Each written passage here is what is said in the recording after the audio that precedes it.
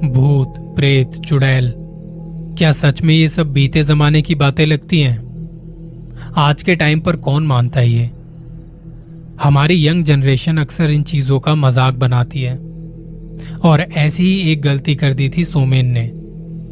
एक 25-26 साल का नौजवान लड़का जिसने अपनी एक रोंगटे खड़े कर देने वाली कहानी शेयर की। अब कहानी सीधे उन्हीं की जुबानी सुनते हैं। मेरा नाम सोमेन है। मेरी शादी को लगभग 1 साल बीत गया था। आसपास के जितने भी रिश्तेदार थे, हम दोनों मियाँ बीवी तकरीबन सबके घर जा चुके थे। मेरी एक मौसी जी थी जो मेरे घर से करीब 40-42 किलोमीटर दूर रहती थी और उनके घर अभी तक हम नहीं जा पाए थे, जबकि वो कितनी बार आकर मेरी माँ को बोल चुकी थी, मुझसे भी बोल चुकी थी कि सोमेन, अपनी पत्नी को लेकर मेरे घर क्यों नहीं आता तू? मैं हमेशा कोई ना कोई बहाना करके टाल देता था। मैं एक नौकरी पेशा आदमी हूं। सुबह निकलता हूं 8 बजे और रात को देर से घर पहुंचता हूं।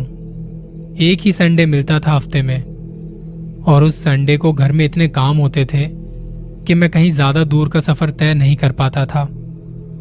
और बाकी दिनों में जब ड्यूटी से आता था तो इतनी थकावट हो जाती थी कि कहीं जाने की मुझ में हिम्मत नहीं बचती थी। लेकिन आज मेरी मौसी जी की बेटी, मतलब मेरी बहन, घर पे आई थी अपनी माँ के साथ। वो बोलने लगी कि भैया, मेरा जन्मदिन है परसों। इस बार मैं नहीं जानती कि कौन सा बहाना करोगे आप। सुनो भैया, आपको और भाभी को जरूर आना है। कोई भी बहाना नहीं सुनना चाहती मैं। आप सबके घर जा चुके हैं भाभी को लेकर, लेकिन अभी तक आप हमारे घर क्यों नहीं आए? तो भैया, इस बार आना जरूरी है। अब मैं हंसते हुए कहने लगा कि मैं जरूर आऊंगा। तेरा जन्मदिन है, मैं ना आऊं तो किसके में जाऊंगा? और फिर आखिरकार वो दिन भी आ गया था। वर्किंग डे था, शुक्रवार की शाम थी जब मैं ड्यूटी से अपने घर आया। एक तो लोकल ट्रेन की धक्का मुक्की, इतनी भीड़ में इंसान वैसे ही थक जाता है, और सफर भी काफी लंबा होता था। मुझे तो 2 ट्रेन पकड़कर आना जाना पड़ता था। थकावट भी काफी हो जाती थी। और शाम को जब मैं घर पहुंचा तो रात के 8 बज गए थे। मैं अपनी तरफ से जल्दी घर पहुंचा था, नहीं तो मुझे आते आते 9 बज जाते थे। लेकिन आज मैं जल्दी घर आ गया था ताकि मैं बहन के घर जा सकूं उसके जन्मदिन की पार्टी में। पत्नी को तो मैंने सुबह ही जाते जाते बोल रखा था कि बस तुम तैयार रहना, देरी मत करना, और आते ही मैं कपड़े बदलूंगा, फिर बैग लेकर निकल पड़ेंगे।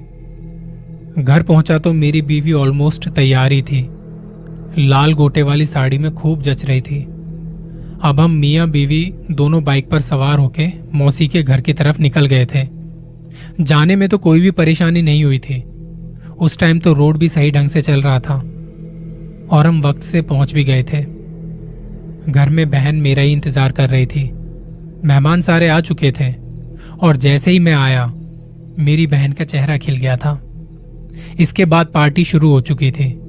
अब खाना पीना सब चल रहा था, एक दूसरे से बातचीत कर रहे थे। हमें रात में तो वहां पे रुकना नहीं था क्योंकि सुबह मुझे काम पर भी निकलना था।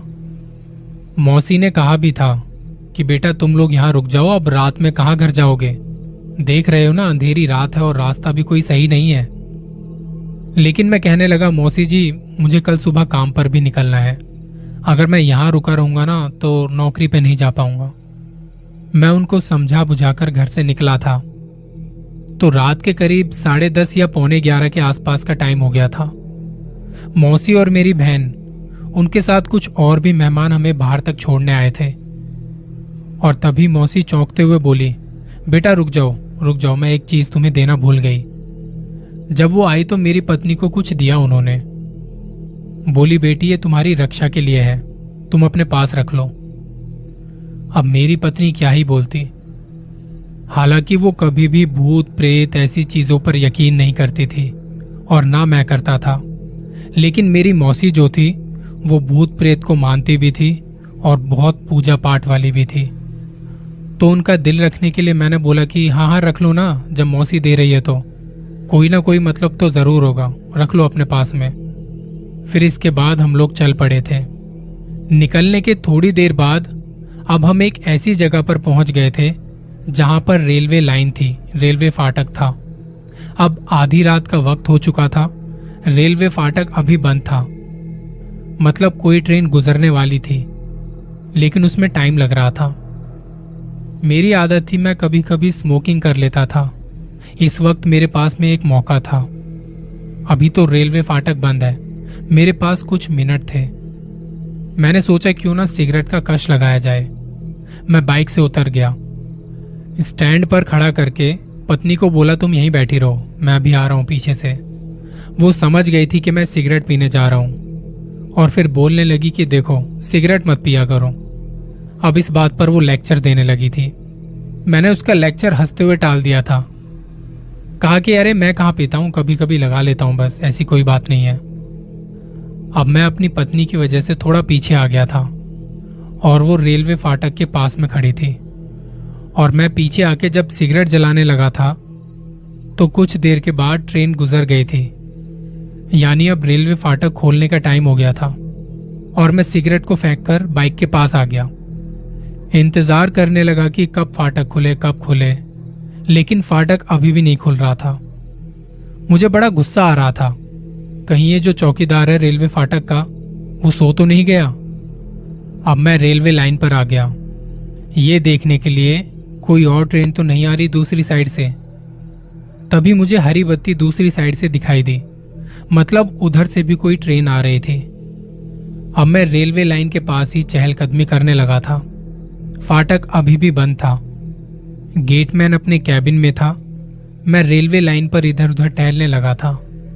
तभी मुझे लगा कि जिस लाइन पर ट्रेन आने वाली थी वहां पर शादी के लाल जोड़े में एक औरत मुझे नजर आई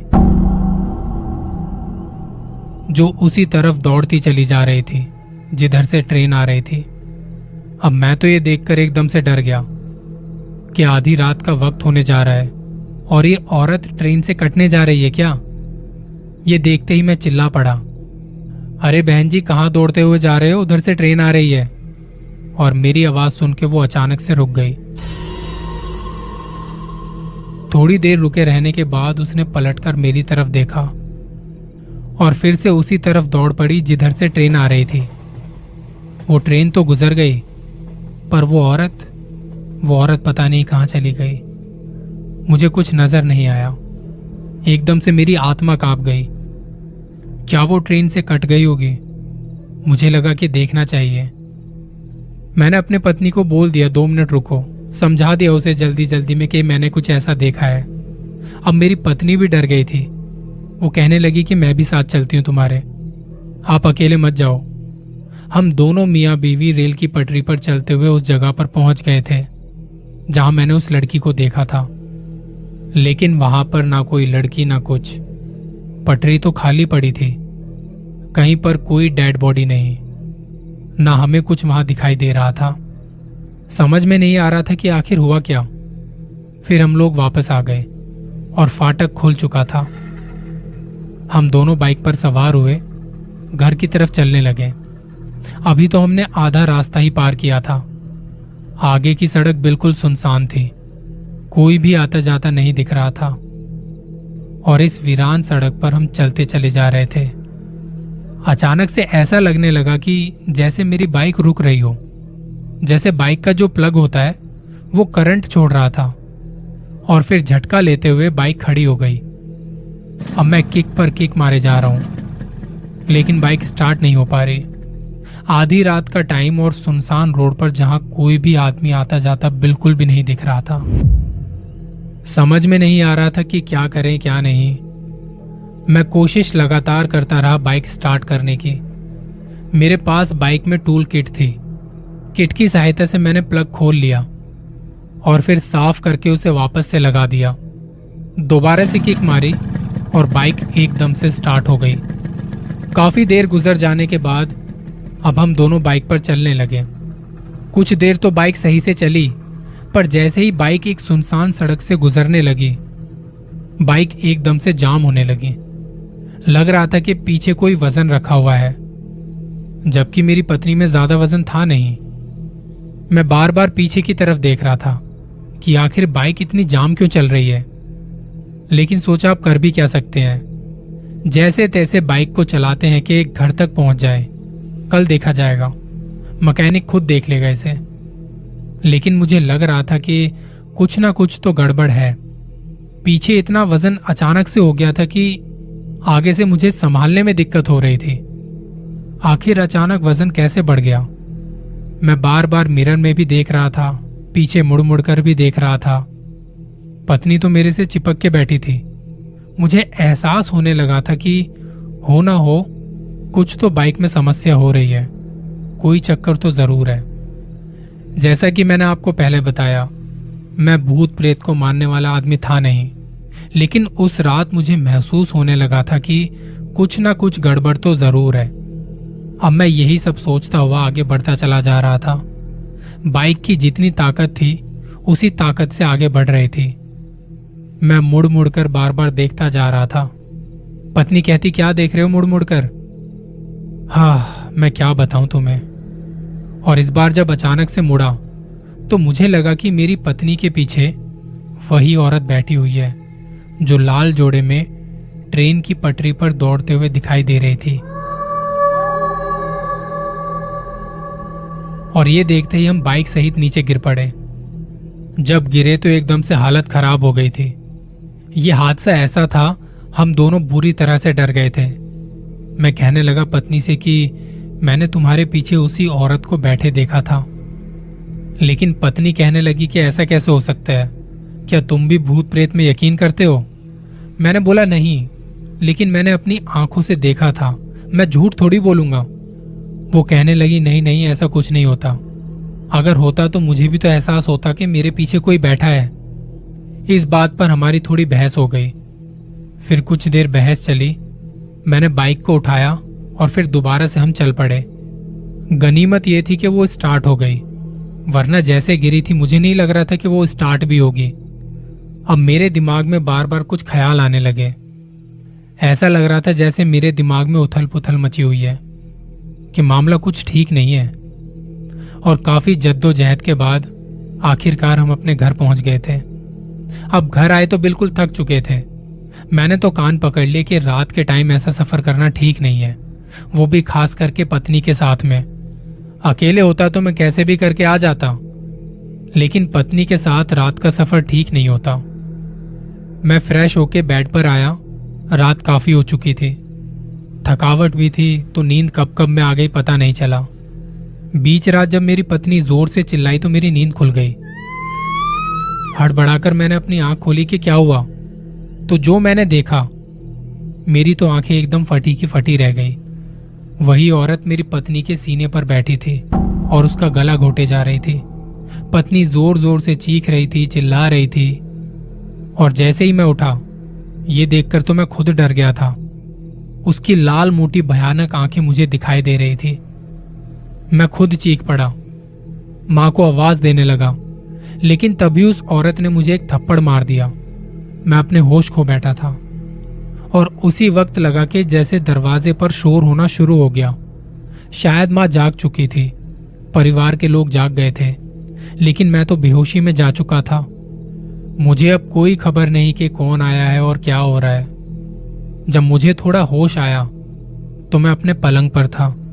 कमरा खुला हुआ था, परिवार के लोग मेरे कमरे के अंदर थे। मेरी पत्नी बैठी हुई रो रही थी। मेरे ऊपर पानी छिड़का, तब जाके मैं होश में आया था। देखने लगा कि आखिरकार हुआ क्या। थोड़ा थोड़ा याद था कि कोई चुड़ैल कमरे में आई है और वो मेरी पत्नी के ऊपर बैठ के उसका गला घोट रही थी। मैं अपने मन में सवाल किए जा रहा था, क्या सच में चुड़ैल होती हैं? मैं नहीं मानता था, ना मेरी पत्नी मानती थी। हाँ, पर मेरी माँ पूजा पाठ भी करती थी और भूत प्रेत पर यकीन भी करती थी। माँ मुझसे पूछ रही थी, सोमेन तू रात को बहू को लेकर वापस क्यों आया, वहीं रुक जाता। वो डांटने लगी थी, देख लिया ना रात को आने का नतीजा। रात को वो चुड़ैल तेरे साथ घर तक पहुंच गई थी। वो तो भगवान का शुक्र मना, काली माँ का शुक्र मना कि मैं सही टाइम पर दरवाजे पर आ गई थी। जोर जोर से हम लोग चिल्लाने लगे थे और तब जाकर के बहू ने दरवाजा खोला था। मैं समझ नहीं पा रहा था कि क्या कहूं माँ से। फिर मैंने माँ को पूरी घटना बताई। मैं इस बात को एक्सेप्ट ही नहीं कर पा रहा था। क्या आज के टाइम पर भी चुड़ैल, भूत, प्रेत ये सब दिखाई देते हैं? ये तो बीते जमाने की बातें लगती हैं, लेकिन ये बात सच थी। वो चुड़ैल रेलवे लाइन से ही हमारा पीछा कर रही थी। बाइक को खराब करने में उसी का हाथ था। वो जो वजन बढ़ा था, सब कुछ उसी का खेल था, और वो हम लोगों के साथ ही बाइक पर सवार होकर के हमारे घर तक पहुंच गई थी। लेकिन माँ जो पूजा पाठ करती थी, उसी की वजह से हम उस चुड़ैल से बच पाए थे। और मैं ये आप लोगों से भी कहूंगा, अभी आप जो मुझे सुन रहे हो, भूत, प्रेत, चुड़ैल ये बीते जमाने की बातें नहीं है। ये आज भी है, हमेशा रहेंगी। जल्दी मिलेंगे किसी और कहानी के साथ। दुआओं में याद रखना।